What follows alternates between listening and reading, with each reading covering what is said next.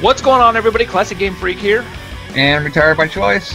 Welcome to another episode of the Classically Retarded Show. Yes, welcome back, everyone. So, how's it going with you today, man? Not too bad. Just been perusing my 360 collection, trying to decide which games I'm going to start playing for my new annual video game challenge. New video game challenge?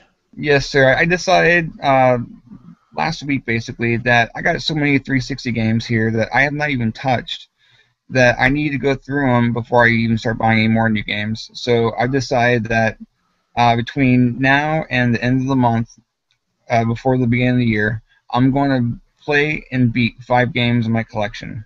Oh, so kind of like a backlog type thing. Yeah. I used to do this on a blog I did a few years ago where every year I tried to go through a certain amount of games before the end of the year before I can buy any more new games. And it went pretty well. I mean, if nothing else, I beat at least half or more of the games on my list I wanted to beat. That way, I got to the games, got the experience, and was able to go ahead and purchase new games. And I kind of fell behind on that, so I'm stating now I'm doing a challenge: 5 games, 30 days. Let's roll it. Wow, that's actually not a bad idea. I've got a very bad habit of buying one game, playing it for a little while, and then a new game comes out before I can beat that game, and then it just collects dust. I think we've actually talked about that before in a previous episode. Yes, sir, we did. And look at my collection. I got stacks of games, plus I got one of those CD holders full of games. Mm-hmm. So I'm looking at least 100 360 games. And I'm like, well, I beat probably about half of them. The other half I haven't even touched or barely touched. So that's my goal: 5 games, 30 days. And win, lose, or draw, I'm going to go for it. Did you say 5 games in 30 days or 3 days? 30 days. I can't. 3 days would be crazy. I was going to say, man, that is some hardcore nose to the grind gaming. I would have to sell my kids and basically get a catheter to do that challenge. 5 games in 3 days. Right. Like an endless supply of Mountain Dew. Yeah, for you, I know it'd be plenty of smokes and just food in the fridge, and what you're distracting your kids with to do this episode, which is handfuls of candy. Hands full of candy. I'd have to get probably about 6 dump trucks full of candy and just have it continuously pouring into the window for the kids to just munch on and ping out the walls while I play, New Vegas and Max Payne 3 or something.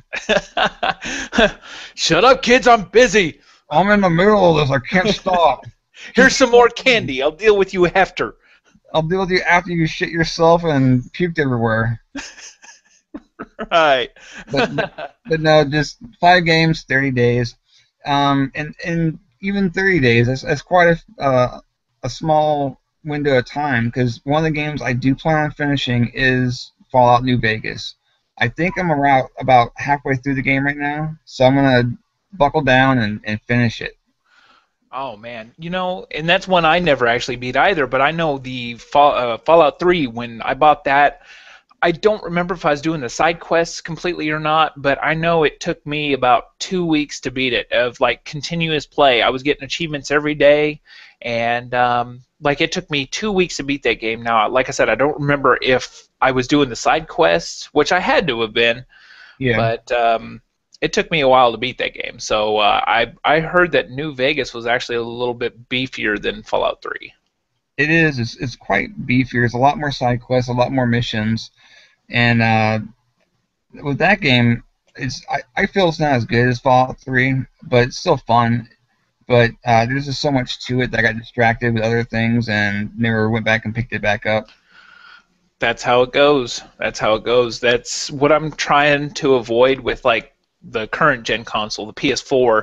I bought Shadow of Mordor, and I love the game. Absolutely love it, but Call of Duty came out and Grand Theft Auto 5 came out, and I haven't put it back in the system since. And I'm like, I need to go back. I need to beat that. Well, don't forget, you also got that Little Big Planet 3. Little Big Planet 3. That's right. That's more of a uh, wife and I type game. So Yeah. I'll probably never get to play that game. See, I love the Little Big Planet series. It's fun.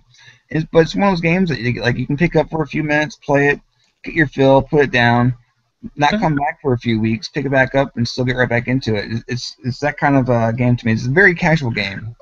Right. And then if you it can be anywhere from very casual to very deep with the level builder and the fact that you can build pretty much your own game in the game. So, it just depends on how deep you are into that game. Yeah, yeah. I've seen some crazy levels that people have made, and it's like, wow, how much time did you put into this to make this level look like, level 1-1 in Super Mario Brothers, or how much time you put in to make this look like the Nightmare Before Christmas? It's insane the amount of time these people had to put in to make these awesome levels. Right, right. The one that blew me away was on Little Big Planet 2.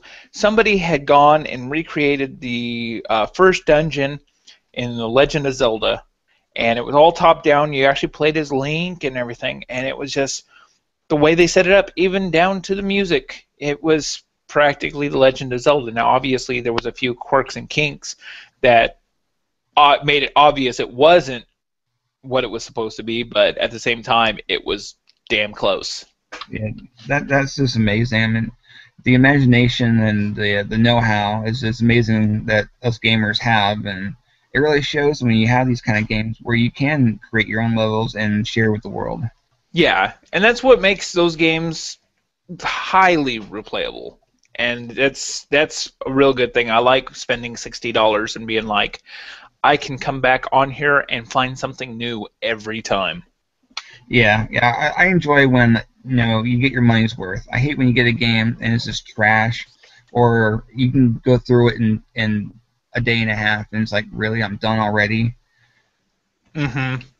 Exactly. And that's been the great thing about with some of my recent purchases. Grand Theft Auto 5, Call of Duty, Little Big Planet. Those three mainly, I feel like I got my money's worth because Grand Theft Auto, I have endless fun on Grand Theft Auto 5. It's like you can go on a killing spree if you want. You can turn on some of the cheats. I'm actually thinking of making, like a video, just playing the game, turning on some of the cheats, and having a good time.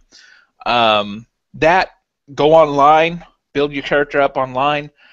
Call of Duty, I always have that itch to play, a round or two team deathmatch. So I can always go back in and get fun out of it. Little Big Planet, the level creator. I made a video on my channel of the Sackboy just kind of dancing around and doing his own thing, and that was just like a test video. But I took that all from in-game, put Sackboy in front of green texture, and did basically a green screen with Sackboy. So I'm getting my money's worth, and it's real cool when that happens. Oh, always, always. But that's not why we're here, though. We're here to talk some serious gaming stuff today. You are ready to get into it. I'm biting at the bit. I'm ready to go. I got my notes. I got websites pulled up. I've got everything going. I know my subject inside, outside, and right side, downside. I got this. And today, we're just going right at this. Last episode was all about the NES. Yep. And very, very good episode. Very fun to do. And you had to aptly name that episode all about that NES, no Sega, which made me grit my teeth a little bit. But I was like, okay. Why is that? I cannot stand that song all about the bass. It makes me want to punch a baby, okay? Yeah, I don't like that song either, but my 6-year-old daughter walks around the house singing it, and so it gets injected into my brain so often that after 3 days of editing the video and rendering, I just kind of went crazy and just all about the NES, Oh. no Sega. Yeah, like to punch her in the face. With no trouble. Okay, but today, man, we got on here early. This is like the first time we've recorded an episode like a week early. Um, I'm excited about the episode. I know you are. Yep, And yep. today's episode is the Great Console War Debate. Yep. Between the two heavyweights, in one corner we have the Sega Genesis, the upstart from California. Then we have in the other corner the Super NES, the heavyweight champion from Japan. Well, was it the heavyweight champion or was it the underdog since it actually came out a couple years later? That's what we're here to discuss, sir. Okay, so yeah, starting out, I mean, I didn't realize till just about 20, 30 minutes ago just how far apart these consoles actually were as far as release dates in the US. I was like, I need to do some research on this. I didn't get the chance to do much research because, once again, work gets in the way. Actual real life work. And so I didn't have the chance to really research anything, but I at least researched that the Sega came out January, and maybe you might have a different thing. You might be more right about this than I am. Sega, I saw January 9th, 1989 for the US. Correct. And then the Super Nintendo actually came out August 23rd, 1991. That was a pretty big gap. It's almost a 3-year gap that Sega had on the NES. For some reason or the other, I didn't research much on the SNES because that was your point. My point was the Genesis, but it's just amazing that Nintendo waited almost 3 years to put out a 16-bit system when the Genesis had theirs out, or the Sega had theirs out so early in the game. I mean, they still had the Master System on the market, and they still decided, hey, you know what, we're going to go ahead and release a 16-bit system and get a jump on the competition. And they really did. With releasing the system so early, they were able to get kind of a footing. It was a slow footing, but they got it. And they're kind of above and beyond Nintendo for a little bit. They're actually outselling Nintendo because of the fact that they released a new system, an updated system, so early in the gaming life cycles. You know, with a advantage like that, that also means you're bringing the games way sooner. You've got a larger library as soon as the next console comes out. You know, so there's that almost 3-year gap. How many games did Sega Genesis have, you know, when the Super Nintendo came out? Well, I know that by the time the Sega Genesis ended their cycle in '97, they had over 900 games in their library. Wow. Yeah. And So that also, with them having such an early jump, they got a lot of third-party people to come in and do games for the system before Nintendo could. Because as we discussed before, with Nintendo, they had that contract with third-party software developers where they would actually sign these contracts where they couldn't develop that game or any other system for 3 years. So if they released a game like Metal Gear Solid for the NES, it couldn't go on any other system for 3 years. And by that time, the game's way old. No one's want to get it for another system, so it's kind of pointless, you know? right. So when they released their Genesis system, they got a jump on that. They got these third-party developers developing for them for their 16-bit systems, and Nintendo was just behind. They're behind on the whole game. Right. You see, and like I think we talked about that contract last episode or the episode before last, and you know that's something I didn't know about. That I did not know that they were in a contract for like not able to produce anything for the other console for 3 years. Yeah, that's why a lot of the systems, like the Master System and the Ataris, they had to develop a lot of first-party games because they couldn't get any third-party developers to get on board their systems because of the fact that Nintendo was having to use exclusive contracts, which is Right. smart on their part because it means they have the advantage, they have the exclusives, and it really hurt the competition at the time. Right. So that may be one of the reasons why the Genesis came out so early, is to kind of get a jump on the fact that they're behind on the previous systems, the Master System. You know. Right.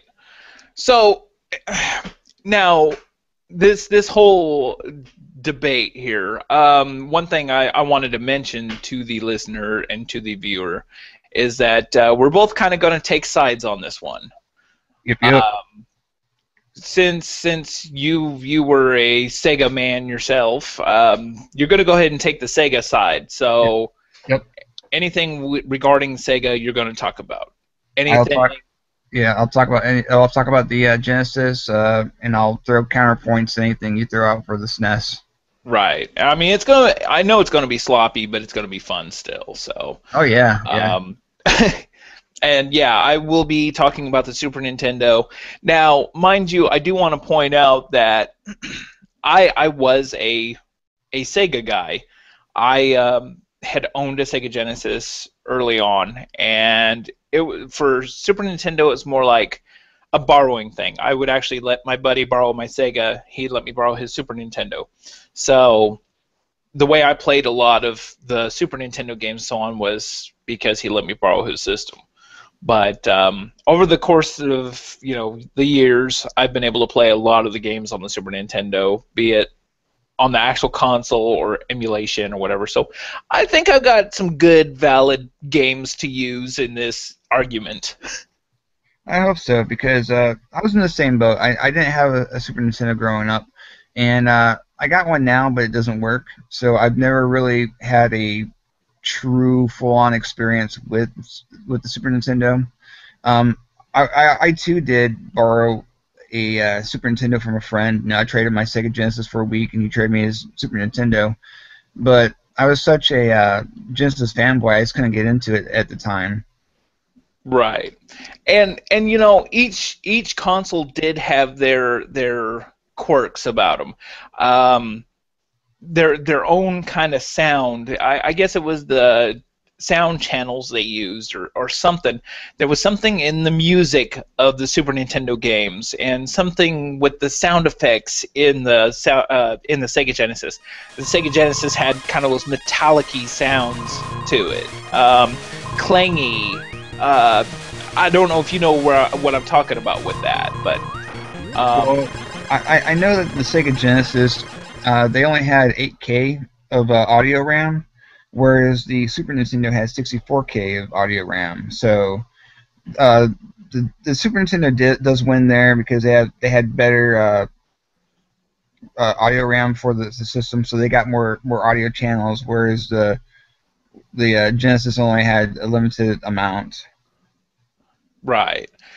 And I was looking at the specs of the consoles, and really, I mean, like I have it pulled up right now. It said the speed of the Sega Genesis, it had a 7.6 megahertz processor in it, Right. and the Super Nintendo had a 3.6 megahertz processor.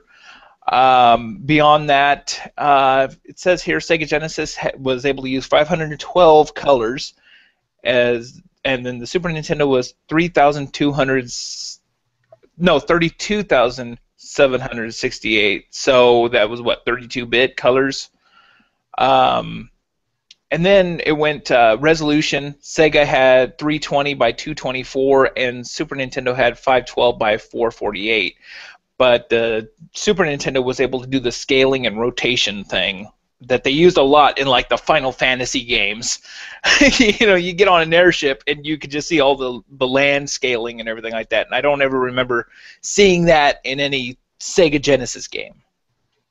Right. No, the Genesis, they didn't do a whole lot of the 3D rotation things like a Star Fox game or a Final Fantasy. They did a lot of the side scrolling and the top downs like the NES did on their NES system, of course. But the games just seem so much faster on the Genesis. I think it's because that CPU being so high. Mm. So I don't know. Like there's a lot of fast games on like the Super Nintendo. I mean, even like Donkey Kong Country, Super Mario World. I mean, I don't ever remember feeling as like they were slow or anything. Well, I just remember playing the Sega Genesis and just being amazed at how fast like a game like Sonic the Hedgehog was, how quick the action was on that game, or even a game like Decapitated, where there's a lot of things on the screen and it didn't seem to slow down. Whereas other games, you'd be playing and if more than four things came on the screen, it slowed down, it logged down. You had to wait for the processor to catch back up to make sure it's just crazy. Right. Well, now one thing I do want to mention is like Sonic the Hedgehog. Now, I saw the release date was June 23rd, 1991. And that was just a couple months before the Super Nintendo came out. Do you think that was them going, okay, we need a mascot quick? Is Sonic going to catch? Or do you think this was just kind of a lucky break for Sega? Because I know that Sonic became an icon for Sega. He was the mascot. He was a mascot, and it wasn't really a rush thing. We need something to compete with Mario. It was basically like we need something to identify us as Sega. We need a mascot so we can get recognition. So when you see this character, oh, that's a Sega thing.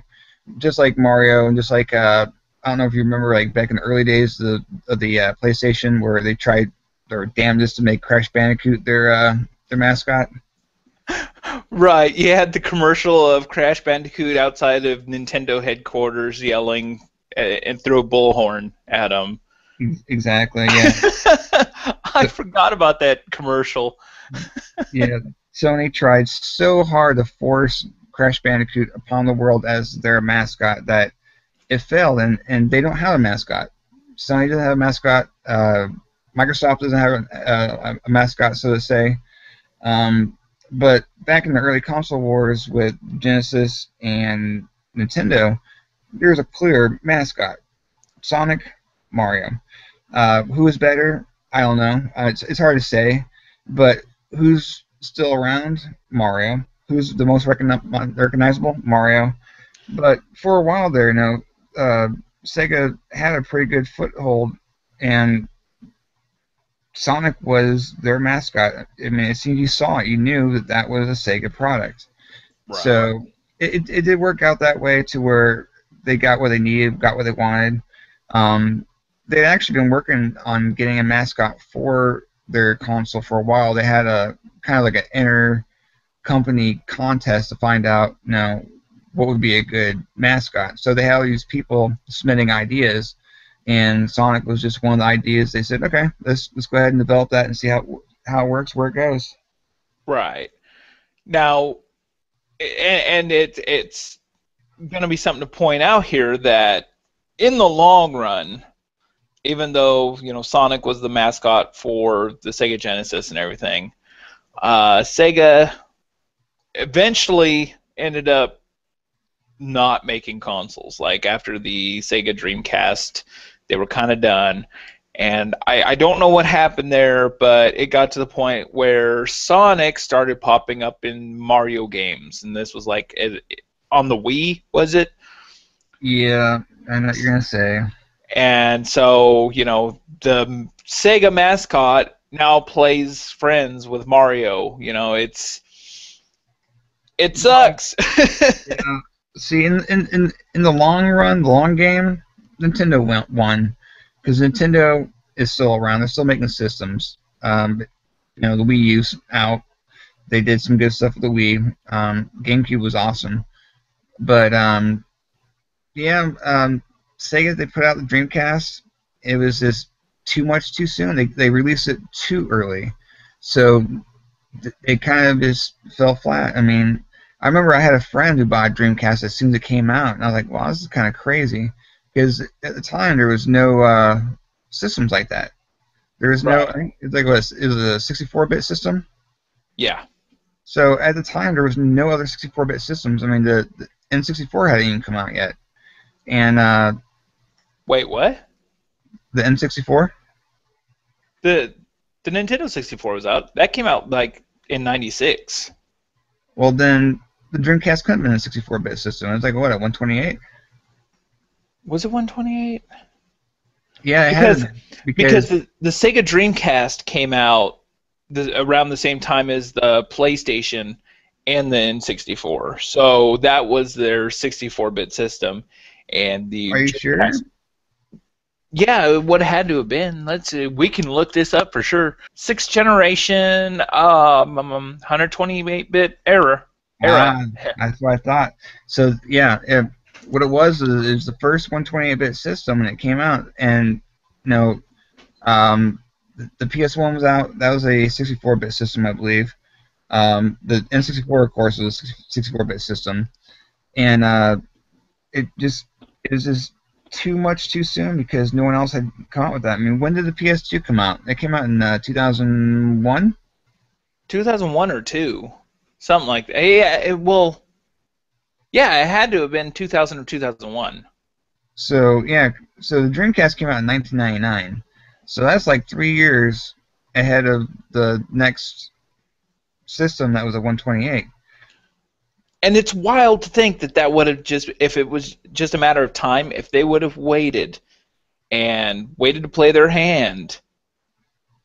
Yeah, I think that they would have waited at least maybe a year and a half. They could have stayed in the game. But I mean, I don't know. They had some good games for it. They had like Crazy Taxi. They had Jet Set Radio Future. That was a great game. Oh yeah. So I don't Well, know. That was their downfall right there. It was just too much too soon, and it just didn't sell well. right. And I think they really got ahead of themselves because of the whole Sega Genesis versus the Super Nintendo thing. And Yeah, yeah, I think you're right about that. the reason I say that is because the Sega Genesis, I know when the console wars really hit, there was a lot of great games that came out, and Nintendo got a hold of Sony to develop a CD based kind of. I think it was a peripheral for the Super Nintendo. Yeah, First, they got with Philips to make it, and it ended up flopping. And then they got with Sony to make a CD-based peripheral, and that didn't happen. That's how the Sony PlayStation spawned, yeah, because that fell through. PlayStation happened. Super Nintendo was kind of left to fend for themselves, but they still kind of like they were still the more popular system. yeah.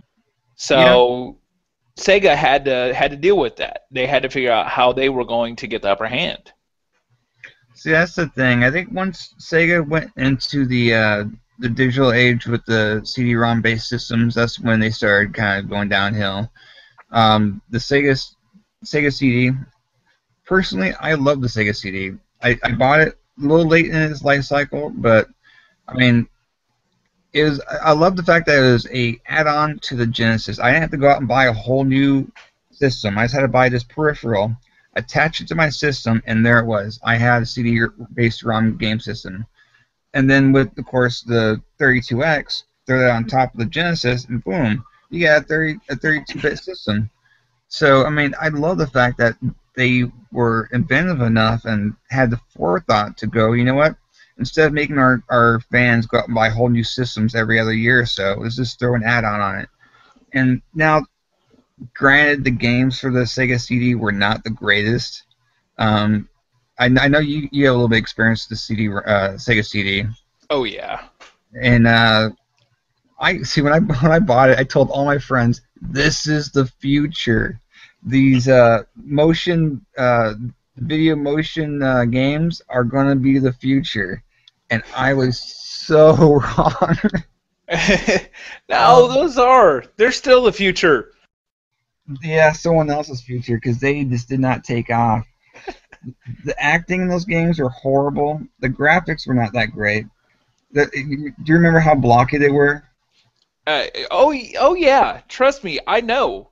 Um, Real quick, I'm gonna play devil's advocate here Okay. because if it wasn't for games like Night Trap, I love that for game. for one, we would not have the ESRB. Well, we might have the ESRB still by now, but And arcade problem. it and Mortal Kombat were a couple of the reasons we have the ESRB. And, Night and Trap, and that's thanks to Sega, by the way, because Sega had the blood code. oh yeah, oh yeah. And and yeah, I know Super Nintendo did not. They had gray matter coming out, or like smoke coming out of the characters anytime you'd hit them, which was pretty lame. They, But they call it sweat. it looked like gray sweat to me. It was horrible. The characters moved like paper cutouts. Yeah, But but going what? back to what I was saying, Night Trap was, I mean, so cheesy, but it was so fun. There was still a charm to those games. And also, now that I think about it, one game I've been playing here lately kind of resembles games like Night Trap, Double Switch, um, Ground Zero Texas, I guess, to a certain degree. Yeah, And I've been playing a game called Five Nights at Freddy's, and that's nothing but looking at security cameras and seeing things moving closer to you, and you just have to keep an eye on them. Like Night Trap. Night Trap had what were they called? They were supposed to be like vampires. They were out to get these girls that were having a slumber party, and they were just like sucking the blood out of them using this machine. I really don't remember completely what was going on there. it was like some kind of like SWAT team. They're like dressed like ninja SWAT team members, and they're like sneaking around in the bathroom or the hallway, and you gotta flip between the different video cameras to try to prevent the girls from being snatched. Right. Well, they weren't getting snatched. I remember them putting a thing around their neck, and they were just like sucking the blood out of them. It's been a few years since I played that game, but it was really really bad cheesy acting. Now, don't get me wrong. I didn't mind seeing girls in their sleep attire and so on. Kind of cute girls in sleep attire in that really blocky, graphic-y full motion video. But you Yeah, know, I was excited to see Dana Plato in her lingerie. 16-year-old me who grew up with different strokes, I was like, hell yeah. I got a couple different strokes of my own. Whoa! Classic! PG, baby. Oh, that's funny. That's my work. That's the way I roll at work. But Man, dirty dog, you.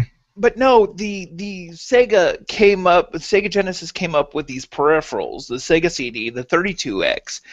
And I mean, don't get me wrong, they were good ideas. And I mean, CD based media was in its infancy still. So the great idea was full motion video, that you can manipulate, and it's supposed to make a great game, but I mean, it obviously wasn't. Even back then, when it first came out, it was, yeah, this is groundbreaking, but it's still not that great. Um, there was that, and then like the 32X, but at the same time, you're looking at Transformer Sega Genesis. This thing was massive. Yeah, it was very big and bulky. If you're talking about like the first generation Genesis, the first generation Sega CD, it was huge. It was like mammoth. It took up some space on your shelf. Now, Right. when the second system came out, the second Sega Genesis and Sega CD, it wasn't as thick, but it was longer. Or yeah, it was longer because it went on the side. Yeah. I'm So sorry. That sounds so bad. it got longer. It's not as thick, but it's longer. That's what she Oh, said.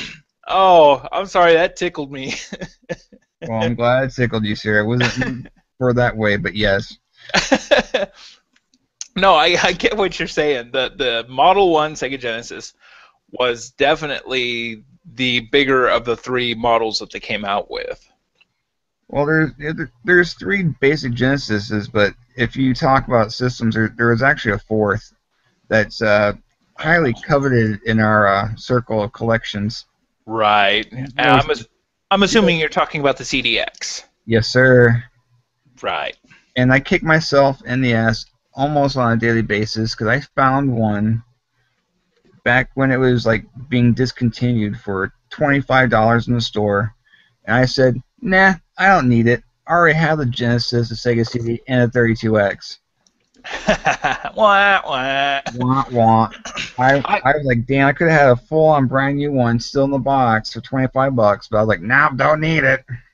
I wanted one so bad, and I just never got around to it. And now, yeah, you're right. They're kind of highly coveted. Coveted. And Coveted. Yep, and I want one. I want one desperately. and this thing was a little bit bigger than a compact CD player, which was really neat because it really saved that space. Because if you were to put a Sega Genesis with the Sega CD and the 32X, if you were using the Model 1 Sega Genesis, you had to put a little extension onto the Sega CD to have the Sega CD come out to cradle that Sega. The Model 2, you could take that extension off, and I mean, you're saving yourself maybe 2 inches of shelf space, but still bulky. Yeah, very bulky. But the thing that bugged me the most about having all these peripherals and add-ons was the AC adapters. You had Oh, one for every system. So if you had the Genesis, the Sega CD, and the 32X, that's three AC adapters. And they're not like the little plugins we got now for the newer systems. They're these big ass bricks. And yeah. so you need like an extension cord to accommodate all these friggin' AC adapters.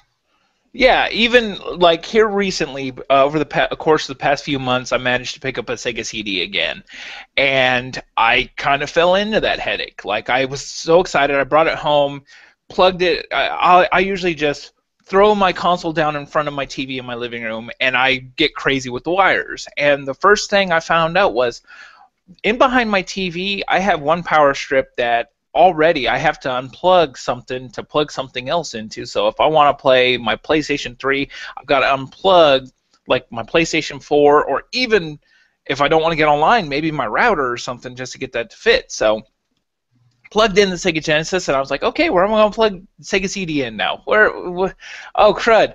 Ran it across the floor over to the closest plug just to get it to play. I'm just like, this was stupid. There was no way they could have tied this together. That's why I wanted to get a Sega CDX because it's all just one plug. Right. It's only one piece of hardware. Yep, yep. So this, I mean, I understand this is why. I mean, Sega Genesis really wanted to try to get the upper hand as far as 32-bit gaming and get a jump on CD-based media. Don't get me wrong, CD-based media brought some great music. Road Rash on the Sega CD is one of my favorite soundtracks of all time ever, and I absolutely loved it. Kudos to CD music, but Oh, yeah, definitely, definitely. but Super Nintendo, I mean, they still had a great game to bring, and I mean, Sega got ahead of themselves. Now, um, to me, the Sega, while it had good games, I don't know if they were bringing as good of quality of game as the Super Nintendo was bringing. Well, The thing about the Super Nintendo, or just Nintendo in general, they just have a lot of really great properties. They got the Mario properties, they got the Zelda properties, they got the Metroids, and they have all these really great characters and storylines and this mythos that they have. Whereas Sega, they don't really have that. They have Sonic, they might have Altered Beast, um, Right. but the thing about the Sega is they brought a lot of really great arcade games to their system, like Afterburner 2. That was a great game. Which one? Afterburner 2. Oh, Afterburner. Gotcha. That was a really fun game to play. But you And see, oh, go ahead. I'm sorry. oh no, go ahead. Well, I was gonna kind of counter it a little bit. Go ahead. All right.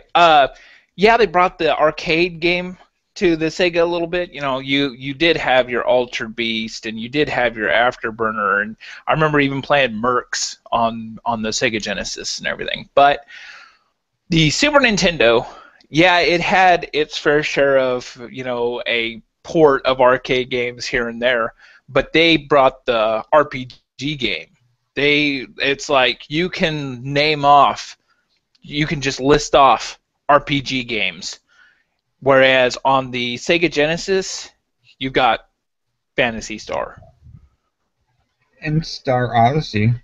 Star Odyssey. Okay, but I could probably right now off the top of my head name RPG after RPG for Super Nintendo, but you'd probably have a hard time countering it with a list off the top of your head for the Sega Genesis. I don't even have a list off the top of my head because I'm not really an RPG guy.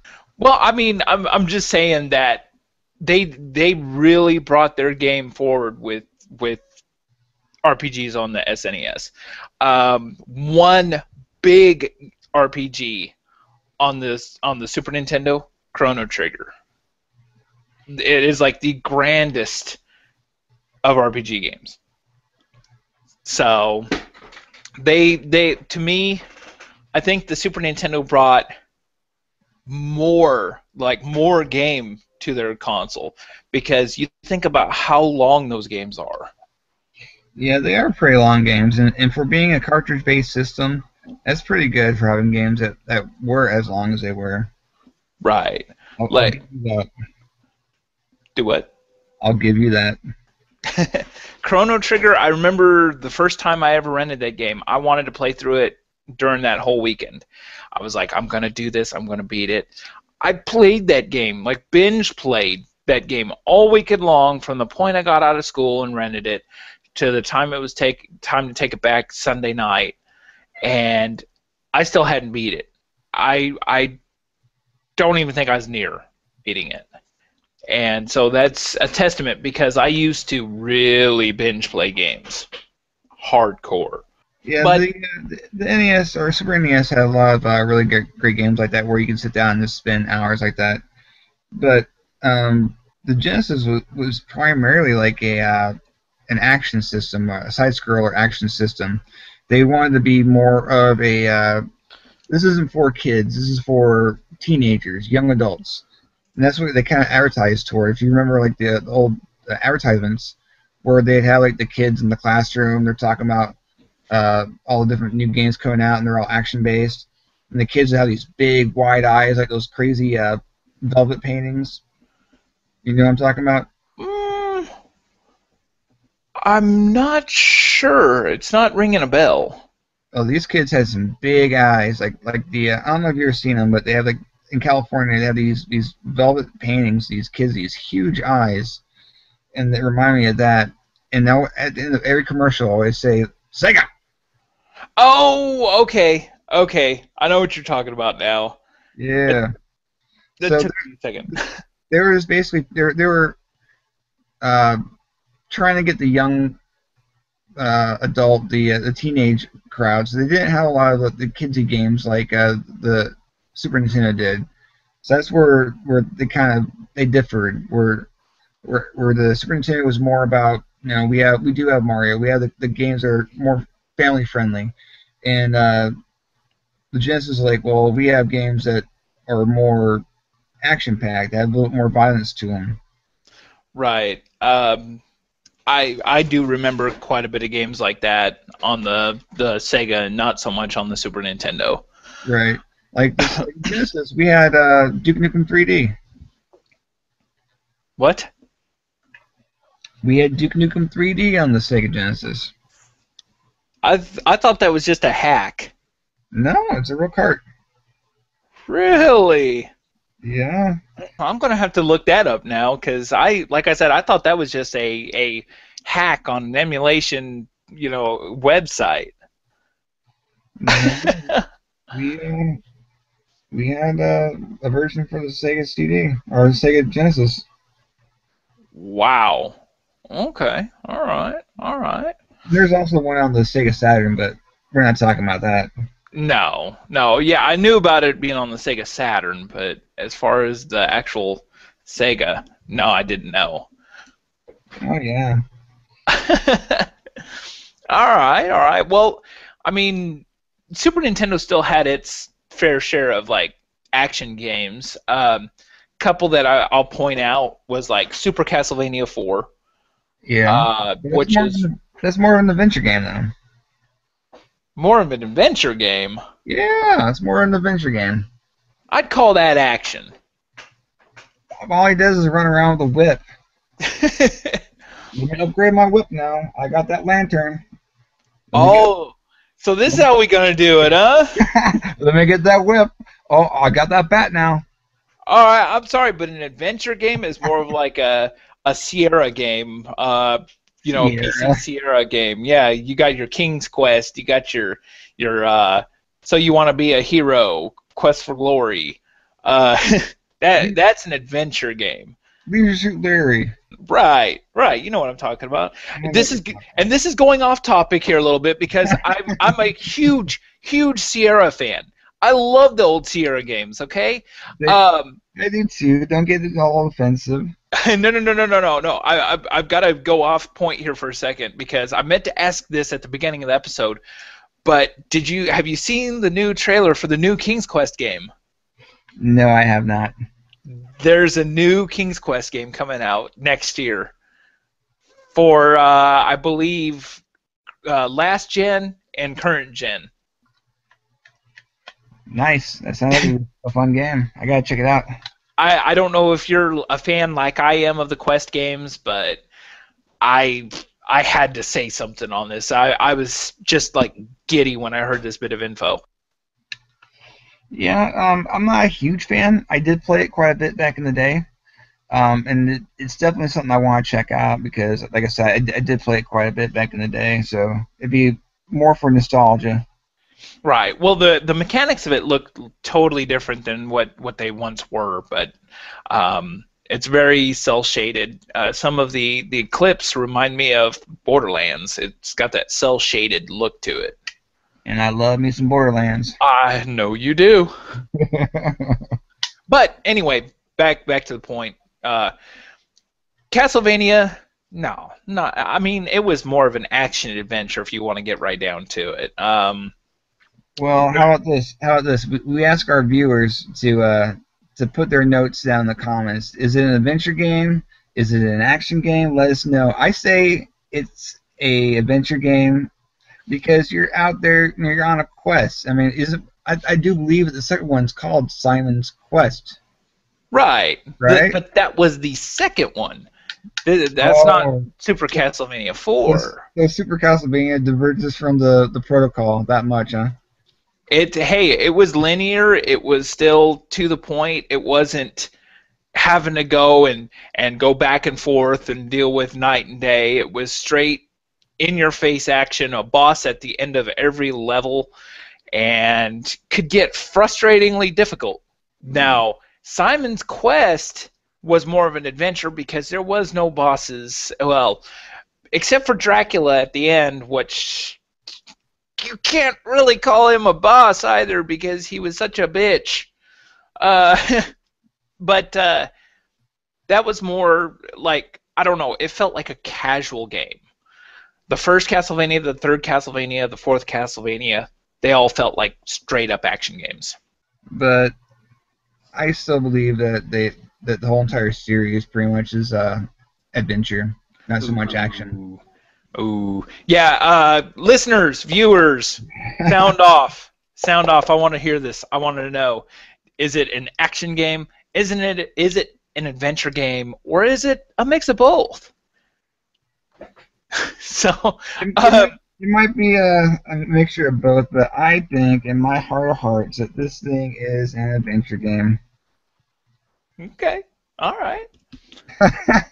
Okay. Well, Did I, ru- I'm did gonna I, let ru- the did I rub you the wrong way, sir? no, not at all. I want the viewers. I want to know. I want to see what other people think because right now, I mean, I could be totally wrong. Maybe more people think it's adventure than it is action.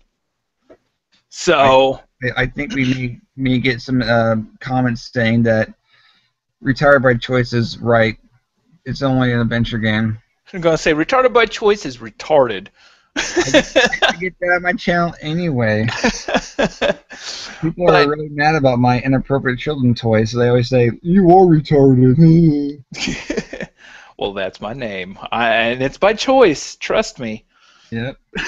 But Super Nintendo kind of brought its A game. They brought some great games beyond, just like the RPG element. They like Super Mario Kart. Now this is when, even though Mario was still in a lot of games, Super Mario Kart was fresh. A great versus game. Like you could set people down in front of that, and I remember seeing my dad and my uncle play all night long one time on battle mode. Contra 3, of course, like I said, Super Castlevania 4.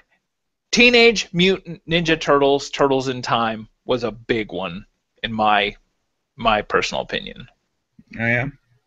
Yeah, because I mean, I think it was the last episode we kind of touched on the Ninja Turtles arcade game being a port to the NES, and while it was good, it was still, NES. It could only do so much, but the Super Nintendo was able to perfect it, and it looked pretty darn good, like arcade quality, which was nice in a console. Yeah, it's always nice when you get a port or a game that looks like its source material, where it looks crisp and clean and clear, and when you get that on the older systems, is rarer, but it's nice to see. Right. Now, was there any games like that for the Sega? Now, one game that I do remember quite vividly that was just very, for me when I saw it, I was like, wow, this is an amazing game, and it's called Flashback. Ooh, Do you that remember that game? that is a very good one. But It's got the distinction as being the first console game that was all mocap. I don't think it was mocapped. It was more of like animated, rotoscoped.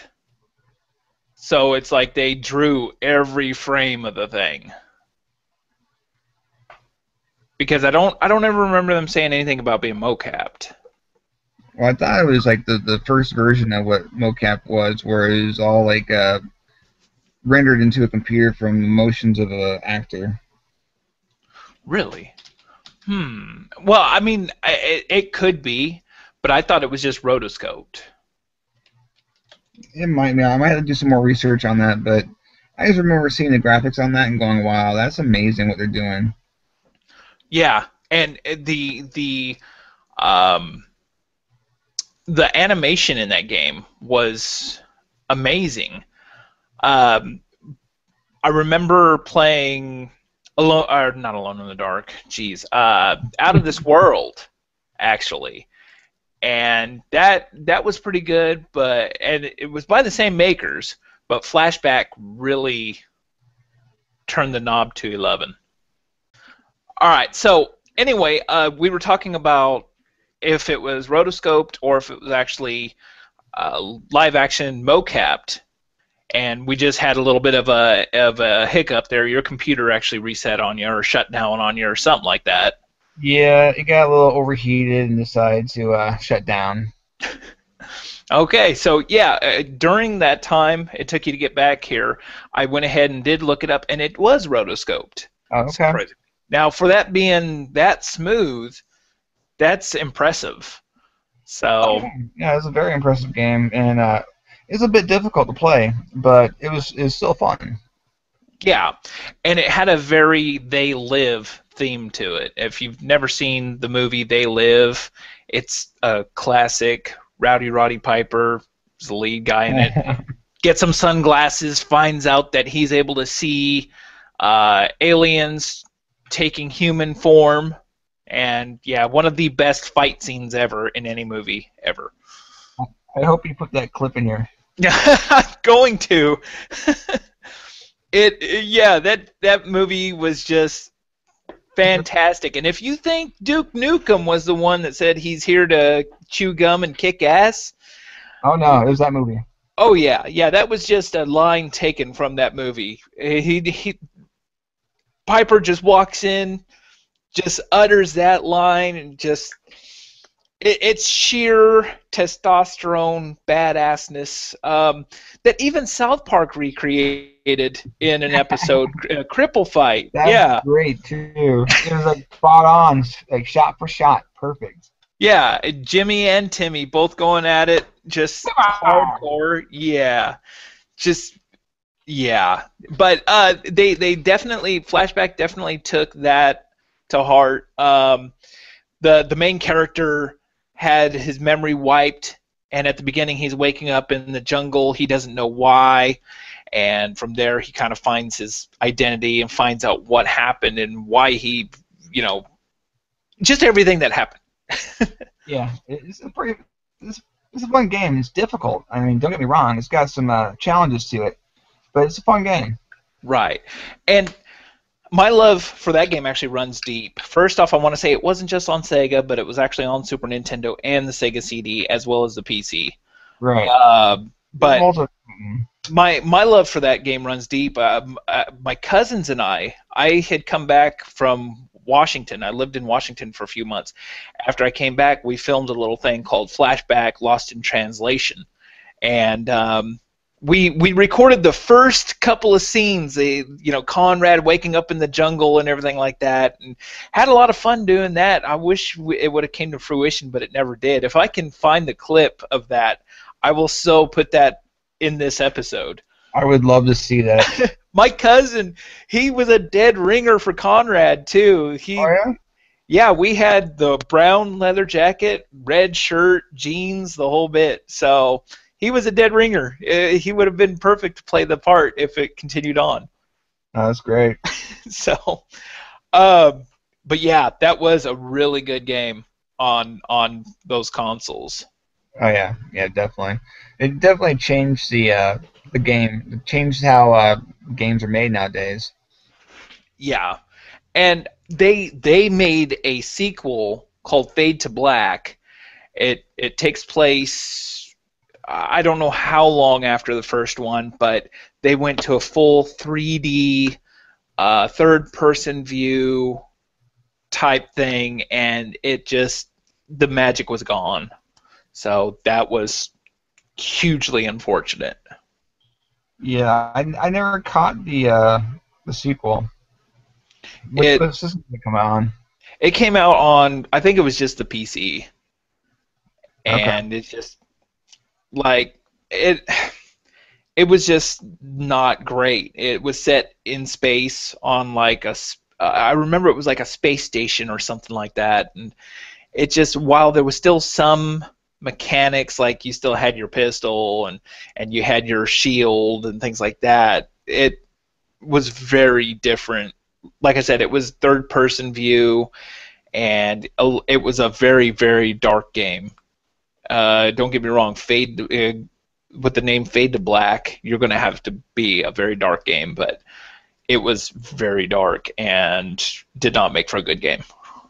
Well, that's a shame because the first game was excellent.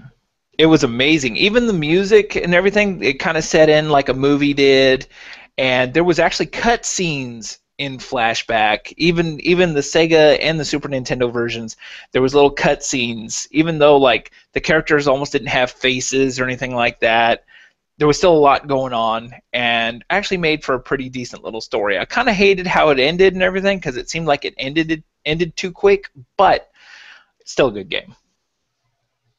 Yep, definitely a great game. Alrighty, so any games you want to mention that if you were a Sega Genesis fan, you should have played or you perhaps need to play? One game that comes to mind right at the top is Earthworm Jim. That was definitely a great game for the Genesis. Side-scrolling action game. It's pretty fun, very cartoony, very unique, very different, and it was a lot of fun to play. Right. Another one that is in the same vein, kind of goofy, Boogerman. Uh, it's Yeah, still a kind of game, but it's same fun. animation style. Yeah. Yeah, same animation style, same kind of gameplay mechanics. But I thought it was a fun game. It's a silly little platformer, nothing too special, but it was fun. Yeah. Um, of course, the Sonic games. Sonic 2 in particular is really great.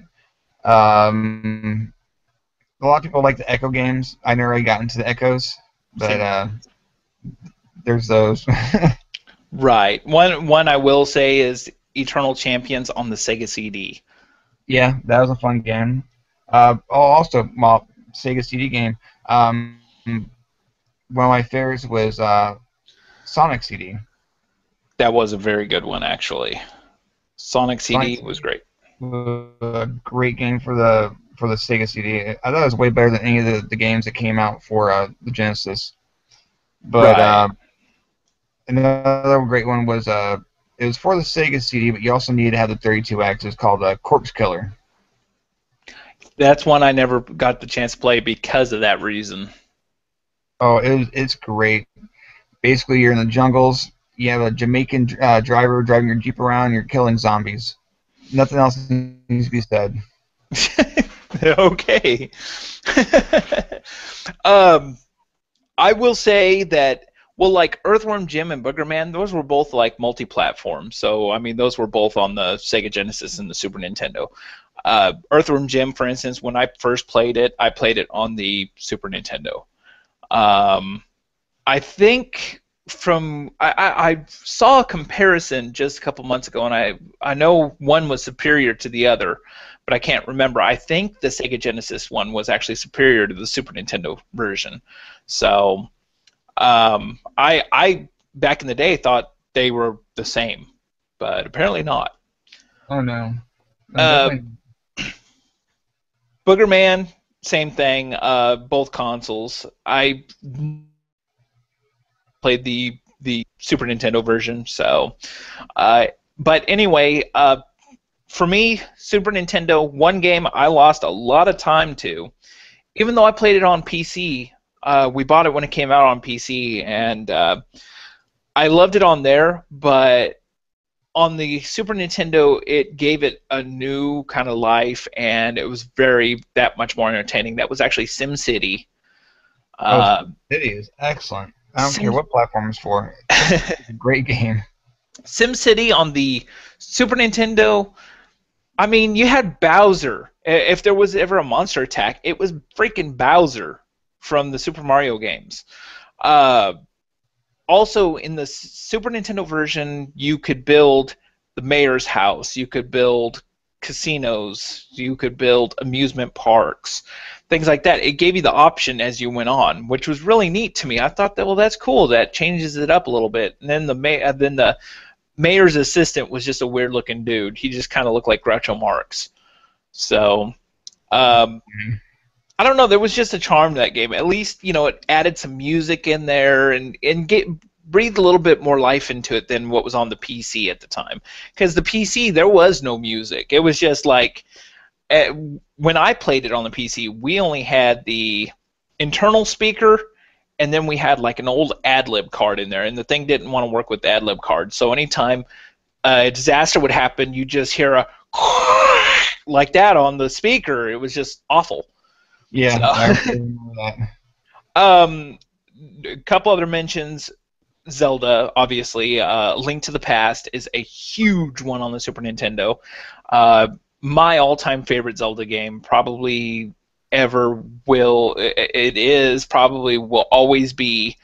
I never got into the 3D Zelda games. I'm gonna admit it. I don't really care for Ocarina of Time. So people, you can hang me later. Okay, I know people love that game, and we're probably going to get trolled for me just saying that. Like, I know we don't have many listeners, but word could travel fast, and they'd be like, "This guy don't like Ocarina of Time." Oh no, no, lynch mob. Well, if it gets us the views, then I hate every Mario game ever invented. Dragon Age sucks, and Call of Duty is overrated. Yeah, Call of Duty sucks. Halo sucks. Mario Kart, the Wii U sucks. The Xbox One sucks. The PlayStation 4 sucks. You know what? You can bite me. Yeah, internet sucks, and these guys, these guys, classically retarded show, are so bold to say every console sucks. My God, we got to go watch them. yeah, everything sucks. Come watch it. Yeah, everything sucks. Are you guys retarded? Well, yeah, a little bit. A little bit. But Zelda, Super Metroid, once again, my all-time favorite Metroid. Couldn't get into 3D Metroid games either. But a very close one would be Metroid Fusion on the Game Boy Advance. Very great games. And then one that kind of sets off from those a little bit is the Ninja Gaiden trilogy that they brought on to the Super Nintendo. You know I'm a big Ninja Gaiden fan, and for them to put all three into one cartridge, I remember renting that over and over and over again. I never actually owned a copy until it was astronomically overpriced. So that's still a good one, even though the controls aren't as sharp as the NES versions of the games. It's still really good. At least they put in some new graphics, I guess. They kind of bumped up the graphics a little bit, made it look pretty good in 16-bit. The music's changed up a little bit, I guess I'd say for the better, and just great game. Yeah, Ninja Gaiden's definitely great, and Nintendo did do a great thing by doing that kind of thing, where they'd go back and they'd re-release the games that were popular on previous systems. Like they had the Super Mario All-Stars, which had like Mario Brothers 1, 2, and 3, and then it had the Lost Chapters, I think. Right. And it was all stuffed in one cartridge. Yeah, so you had to dig through a pile to find, Mario 3 or anything like that. Right. And whereas the Sega, they didn't really do that. They released a peripheral where you could put it on top of your Genesis and play Master System games, but they never really re-released older games that were on the Master System for the Genesis. I will say the one time the Genesis did do that was the 6-pack, the 6-in-1. Yeah, it was like Columns and Golden Beast, Golden Axe, and games like that. So that's one right there I can think of. Yeah, but they also had regular Golden Axe for the Genesis also. So right, but still they were able to pack 6 games into one cartridge. If we're talking about packaged deals here in one cartridge. Yeah, but Nintendo did it more often than Genesis ever did. Yeah, we'll give them that. So, there's just so many games we could go on and on about. I mean, I know. And if I was on the Sega side, I mean, I would bring up games like, Sega actually had its own Castlevania game. So it had its adventure game. Yes, it did have its adventure game. It had its own Contra, which is a damn good Contra that it would actually rival Contra 3 in my opinion. Those are some fighting words for some people. Yeah, they were both very good Contra games. I don't know if I'd be able to pick a favorite out of the two because they were both real good. In my opinion, you know how you were talking about Sega games being a little bit faster than Super Nintendo. Yeah. Once again, I'm going to play devil's advocate and say the Contra Hardcore game on the Sega Genesis did feel like it moved faster. There was a lot more going on than like Contra 3. Well, that's that blast processor right there, buddy. Blast processing, yeah. Sega does was what Nintendo don't. Exactly.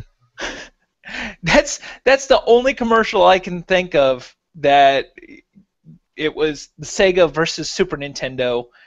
I can't think off the top of my head any other commercials, but it was always the ice cream truck rolling around and sputtering and so on. And they were showing Mario Kart with the big old console TV on the back of it, and just I remember seeing that commercial and just laughing every time. Yeah, that was a good one. They weren't really known for really blasting the competition like that too often, and Nintendo hardly ever, if at all, blasted Sega. I don't think they ever did they? No, I really don't think they did. I'll look just for the sake of if there was one, throwing it on here and showing it off. So I mean, like right now, if you're seeing a commercial, something different, then hey, we found it. But probably not. Yeah, I can't remember one single instance where Nintendo's like, Nintendo can where Sega can't or whatever. Yeah, the only other commercial that was kind of blasting the competition, quote unquote, was the Atari Jaguar, saying, "Do the math. We've got 64 bits. Not 32, not 16, but 64. And it had the teacher up at the chalkboard. Just I remember Yeah, maybe. I remember that. Yeah, I'm pretty sure it was a commercial, but they also use that for in-magazine advertising and so on. Yeah, I definitely remember that because he's So, kind of like, do the math. yeah, exactly. And I mean, I believe, if I remember, the commercials were pretty funny and entertaining, but that's the only other commercial I can think of where it was like, hey, we're better than our rivals. So, Yep, but look where they are now. yeah, yeah. Atari just develops games now, and uh, Sega Yeah. Sega kind of sold all their IPs to Nintendo, Well, and yeah, basically. this doesn't make me like a Nintendo fan of today because I mean I'm really not into Nintendo these days. Like I like my 3DS. It's okay. I play a game here and there on it. Monster Hunter 4 is coming out on it, which means I'll break out my 3DS again. The Wii U, I still have absolutely no interest in buying. Um, if I was to go to a friend's house and they were like, "Hey, I have Mario Kart," I'd be down. But there's still, I mean, $350 or however much it costs. I'm still not interested. It's just they don't have the creativity like they did back when the Super Nintendo came out, or even the Nintendo for that matter. Right. Yeah, the last Nintendo system that I really fell for and just love is the GameCube. I just really enjoyed it. I think I got three GameCubes right now. One that I'm using and one that died ceremoniously in a video of mine. And then one's just like a backup. But I love my little GameCube. It's just so damn hard to find games for them though. Yeah, I never got into the GameCube. I really didn't. Like, I wanted to play Metal Gear, and I mean, I wanted to play the Metroid Prime games when they came out and everything. But I think when the GameCube came out is whenever I started kind of losing interest in Nintendo because I loved the Nintendo 64. I loved playing GoldenEye and Perfect Dark and Star Wars. What was it? Not Rogue Squadron, but Shadows of the Empire. Yeah, yeah. Doing that Hoth battle was amazing. I never got tired of that. But and Conker's Bad Fur Day, obviously. Yeah. I always got to mention that one. Love But Conker's Bad Fur Day. right. But after that, just I don't know. I fell out of love with Nintendo. Well, I know that I was not a huge Nintendo fan after the NES because I went the Sega route and I went PS1 and PS2. But the GameCube, I fell for because they went back and they redid Resident Evil series, and Yeah. that collection for the GameCube is amazing. I mean, the graphics look great, the story is still the same, but I mean, it just looks so good and it plays so well. And they even have an exclusive, the Resident Evil Zero, which is a great game too. Right. See, and I think that would have been a selling point for me if I was actually into the Resident Evil games. You're not? So I am not. I loved. I was okay with 1, 2, and 3, and I played through each one of them. But after 3, once again, I kind of fell out of love with the series. Well, if you get a chance, you desperately need to play 4 because 4 is a game changer. Right. Well, for me, it's the fact that I have to stand there and aim at a zombie or something coming at me. I can't move while I'm doing that, and I don't know. To me, that took me out of it. Playing like Resident Evil 5, for instance, and doing that, it bugged the crap out of me. And then when 6 came out, and it's like, oh, you can walk while you're shooting your gun and everything. I was like, okay, I'll try it again, but still didn't like it. So I don't know if I'll like it or not. And I mean, everybody I talk to is like, man, Resident Evil 4 is so great. Resident Evil 4 is so great. I'm like, I've never played it, but I need to try it. It's a classic. It really is. That's the first game I bought for the GameCube when I bought my first GameCube. That good, huh? I love it. I mean, I never had that kind of feeling of beating a game going, oh my god, that was just amazing. But I got that feeling when I was playing that game. Like when I beat it, I had a sense of accomplishment where I felt like I did something with my life. Wow. Look, Mom, I beat this game. I'm amazing. I'm excited, man. I'm going places. I'm doing things. I'm a mover and a shaker. And I just saved the world. All right. Well, we've gotten off topic again. Just a smidge. This is what viewers need to expect, and listeners. They need to realize that we're gonna just go all over the place and talk about random stuff, even though we have a set topic. We ain't really gonna talk about that set topic ever. Nah, it's kind of like a natural progression. You talk about one thing and it leads to another, and I think that's what makes our show so fun and charming. I think is Yeah. we don't stay on page all the time. We kind of go off kilter a bit. Yeah, Unique. Unique. Yes, sir. Uh, anyway, I think we steered off topic long enough. One thing, I'm still trying to work out the details on that giveaway. I was thinking about it the other night, and I'm trying to make sense of it myself. But what I want to do is I'm going to make a video to post on our YouTube channel and then post it on our Facebook page with the details. I'm thinking it's going to use probably Rafflecopter. And if you don't know what that is, that means people will be able to actually, like us on Twitter or something like that, or it says, yeah, I'm subscribed to your Facebook page, and it gets them an entry into the drawing. So, yeah, it'll streamline things a little bit instead of us, ripping our hair out and being like, well, how are we going to do this? So, I know a couple of my friends from YouTube and other communities use Rafflecopter, and it's pretty cool in kind of help growing your channel and growing your like word of mouth and just growing your network a little bit. That sounds good, man. Always. Yeah, there'll be that. So be looking out for that drawing. Like I said, some pretty good movies. I haven't bought any new movies since the last episode, so hopefully that'll change here soon. I know that the Batman 25th anniversary Lux edition's coming out. What is today? Well, we're recording on the 6th, so it'll come out Tuesday. I know I'm getting that in the mail, so it might have a digital copy. There you go. Which is freaking awesome because to me, Batman, the original Batman, Michael Keaton, Jack Nicholson is like the best Batman movie, hands down. Well, yeah, there. So, okay, good. As long as we're on the same page about that. Yeah, I don't care for the new Batmans at all.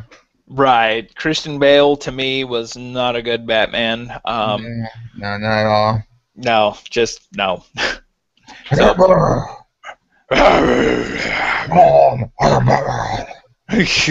right. He needed to lay off the cigarettes a little. He Um, needs a Ricola. before we go, before we hang this up for this episode, Suicide Squad. I don't care. You don't care? Not a single bit. Wow. And I'm a comic book fan too. I love comic books. I love the Suicide Squad comics, but I can care less about a movie. Will Smith can eat my ass With a spoon. with a big spoon too. I'll supply the spoon and the ass, and he can eat all he wants because I fucking hate him. I was not happy with them casting Will Smith, and I am very very like I don't know if they casted it right or not, but Jared Leto from My uh, so-called life. 30 Seconds to Mars playing the Joker. Uh, he might do a good job, but see, I wasn't impressed with Heath Ledger's Joker, so I don't know. I don't know what the fuss was about Heath Ledger being Joker. I didn't think he was that good. I don't think he deserved an Oscar. Um, so anything can be an improvement over that. Right, and I mean he did make it his own. I posted that on my Facebook page a few nights ago. Cesar Romero, Jack Nicholson, Heath Ledger, and then even Mark Hamill all made their own great Mark Hamill versions. is excellent. Yeah, he is like one of the best Jokers in my opinion, even though he just does the voice for him. But there's something about him, bats, He's just just got a really great cadence about it, and he knows the character. He is the character. and when he's in that sound booth, like I've seen video of him in the sound booth doing the Joker, he sneers and just you can see the Joker come out of him, and it's fantastic. So, um, like I said, those previous four Jokers, those are the most noteworthy Jokers. They all made the Joker their own. Uh, Heath Ledger wasn't one of my favorites, and I think he just really got a lot of praise because I mean he did die, right after all that, and that had a lot to do with the popularity of that movie as well as his performance. Yeah. Method actor, don't get me wrong, and like I said, he did make the part his own, but at the same time, it was like my least favorite out of the four I mentioned. Yeah, I mean, yeah, he did make the Joker his own, but just because he died is no reason to hold him up on his pedestal and say, "Oh, he's so great as the Joker. Let's give him an award for it." Yeah, Because yeah, I guarantee, if he hadn't died, he would not have gotten an Oscar for that performance. right. And I think so too. I think just a lot of people were brokenhearted over him passing away, which I mean, it was tragic. It was very tragic. Yeah, But yeah, I it was. mean, Not taking anything away from Heath Ledger. He was a good actor. He did some good, right. but I don't know. And it would be stupid. It would be ignorant for us to say, "Oh, the Warner Brothers had, wasn't tying into that. They weren't using that, as a way to sell the movie." No, I'm sorry. They knew what they were doing with that, Oh yeah, they knew. and yeah, it was a good cash grab. Yeah, it's sad to say it that way, but it's true. It really is. Yeah. So, anyway, I think the show's gone on long enough. How about you? Yeah, I think you got about 3 days of editing, sir. Oh, I'll do it. I'll do it. You watch. I'll do it good too. I, that's just nasty. That's Oh, nasty. oh, Peter, you're just nasty. All right. Ow. Anyway, that's going to do it for this episode of the Classically Retarded Show.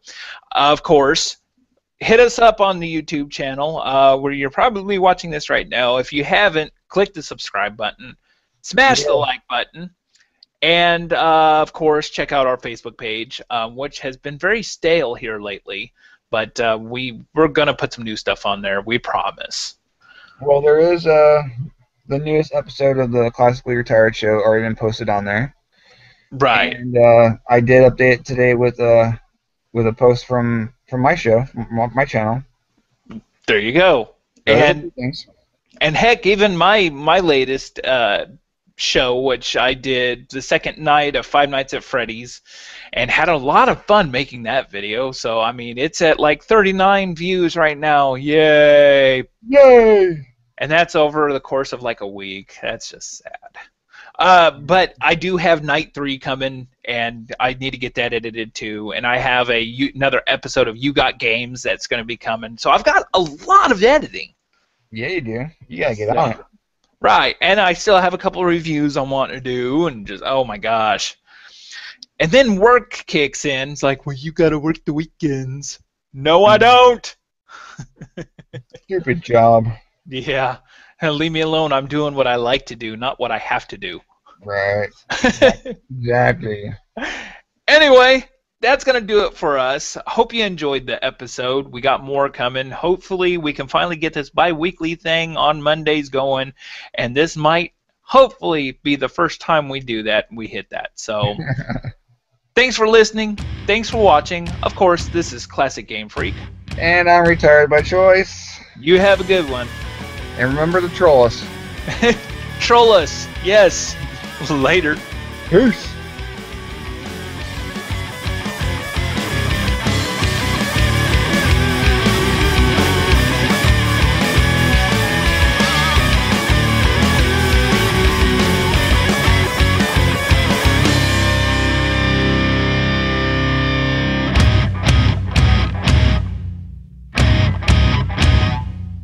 Can't get enough gaming talk from just this episode? Then head on over to our Facebook page at www.facebook.com/classicallyretardedshow. There you can keep up to date on gaming news, sales and deals we've spotted on the interwebs, giveaways, podcast updates, as well as anything and everything retro.